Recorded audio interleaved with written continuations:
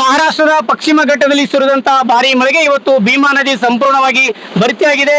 ಇತ್ತೀಚೆಗೆ ಭೀಮಾ ನದಿ ಬರದ ಛಾಯೆಯಾಗಿತ್ತು. ಯಾಕಂದ್ರೆ ಭೀಮಾ ನದಿ ಸಂಪೂರ್ಣವಾಗಿ ಖಾಲಿಯಾಗಿತ್ತು.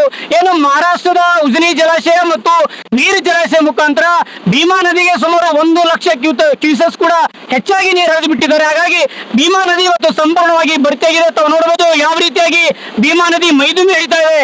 ಯಾಕಂದ್ರೆ ಅಪಾಯದ ಮಟ್ಟವನ್ನು ಮೀರಿ ಇವತ್ತು ಭೀಮಾ ನದಿ ಆತಂಕದಲ್ಲಿದ್ರು. ಇದು ಭೀಮಾ ನದಿಯ ಒಡಲು ಸಂಪೂರ್ಣವಾಗಿ ಖಾಲಿಯಾಗಿತ್ತು. ಆದರೆ ಮಹಾರಾಷ್ಟ್ರದಲ್ಲಿ ಸುರಿದ ಭಾರಿ ಮಳೆಗೆ ಇವತ್ತು ಭೀಮಾ ನದಿ ಸಂಪೂರ್ಣವಾಗಿ ಭರ್ತಿಯಾಗುವಂತ ನಿರೀಕ್ಷೆ ಇದೆ. ಯಾಕಂದ್ರೆ ಭೀಮಾ ನದಿ ಇವತ್ತು ರೈತರಿಗೆ ಒಂಥರ ಪುಣ್ಯ ಹೇಳ್ಬೋದು. ಬರದ ಛಾಯೆಯಲ್ಲಿರುವಂತ ಕರ್ನಾಟಕದ ಜನರಿಗೆ ಇವತ್ತು ಮಹಾರಾಷ್ಟ್ರದಲ್ಲಿ ಸುರಿದಂತ ಭಾರಿ ಮಳೆಗೆ ಇವತ್ತು ಕರ್ನಾಟಕದ ಎಲ್ಲ ನದಿಗಳು ಕೂಡ ಉಕ್ಕಿ ಹರಿತಾ ಇದೆ. ಅವರಿಗೆ ಜಿಲ್ಲಾಧಿಕಾರಿಗಳು ಕೂಡ ಒಂದು ಆದೇಶ ಹೊರಡಿಸಿದ್ದಾರೆ. ಯಾವುದೇ ಕಾರಣಕ್ಕೂ ರೈತರು ಭೀಮಾ ನದಿಗೆ ಇಳಿಬಾರದು ಹಾಗೂ ಮೀನುಗಾರರು ಕೂಡ ಯಾವುದೇ ಕಾರಣಕ್ಕೂ ಭೀಮಾ ನದಿಗೆ ಇಳಿಬಾರದು ಅಂತ ಒಂದು ಆದೇಶ ಇದೆ. ಇವತ್ತು ಬಹುಶಃ ರೈತರು ಸಾಕಷ್ಟು ಆತಂಕದಲ್ಲಿದ್ದರು.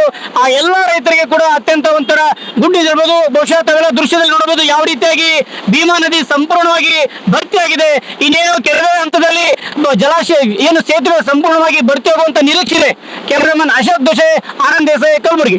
ಮಹಾರಾಷ್ಟ್ರದ ಪಶ್ಚಿಮ ಘಟ್ಟದಲ್ಲಿ ಸುರಿದಂತಹ ಭಾರಿ ಮಳೆಗೆ ಇವತ್ತು ಭೀಮಾ ನದಿ ಸಂಪೂರ್ಣವಾಗಿ ಭರ್ತಿಯಾಗಿದೆ. ಇತ್ತೀಚೆಗೆ ಭೀಮಾ ನದಿ ಬರದ ಛಾಯೆಯಾಗಿತ್ತು. ಯಾಕಂದ್ರೆ ಭೀಮಾ ನದಿ ಸಂಪೂರ್ಣವಾಗಿ ಖಾಲಿಯಾಗಿತ್ತು. ಏನು ಮಹಾರಾಷ್ಟ್ರದ ಉಜನಿ ಜಲಾಶಯ ಮತ್ತು ನೀರು ಜಲಾಶಯ ಮುಖಾಂತರ ಭೀಮಾ ನದಿಗೆ ಸುಮಾರು 1,00,000 ಕ್ಯೂಸೆಸ್ ಕೂಡ ಹೆಚ್ಚಾಗಿ ನೀರು ಹರಿದು ಬಿಟ್ಟಿದ್ದಾರೆ. ಹಾಗಾಗಿ ಭೀಮಾ ನದಿ ಇವತ್ತು ಸಂಪೂರ್ಣವಾಗಿ ಭರ್ತಿಯಾಗಿದೆ. ತಾವು ನೋಡಬಹುದು ಯಾವ ರೀತಿಯಾಗಿ ಭೀಮಾ ನದಿ ಮೈದುಂಬಿ ಹರಿತಾ ಇದೆ. ಯಾಕಂದ್ರೆ ಅಪಾಯದ ಮಟ್ಟವನ್ನು ಮೀರಿ ಇವತ್ತು ಭೀಮಾ ನದಿ ಆತಂಕದಲ್ಲಿದ್ರು. ಇದು ಭೀಮಾ ನದಿಯ ಒಡಲು ಸಂಪೂರ್ಣವಾಗಿ ಖಾಲಿಯಾಗಿತ್ತು. ಆದರೆ ಮಹಾರಾಷ್ಟ್ರದಲ್ಲಿ ಸುರಿದ ಭಾರಿ ಮಳೆಗೆ ಇವತ್ತು ಭೀಮಾ ನದಿ ಸಂಪೂರ್ಣವಾಗಿ ಭರ್ತಿಯಾಗುವಂತ ನಿರೀಕ್ಷೆ ಇದೆ. ಯಾಕಂದ್ರೆ ಭೀಮಾ ನದಿ ಇವತ್ತು ರೈತರಿಗೆ ಒಂಥರ ಪುಣ್ಯ ಹೇಳ್ಬೋದು.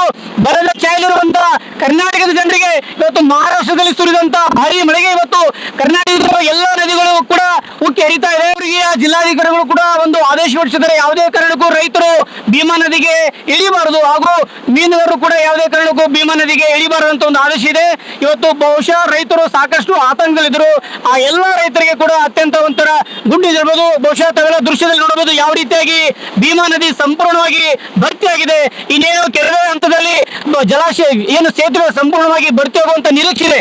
ಕ್ಯಾಮರಾಮನ್ ಅಶೋಕ್ ದೋಸೆ, ಆನಂದ್ ದೇಸಾಯಿ, ಕಲಬುರಗಿ.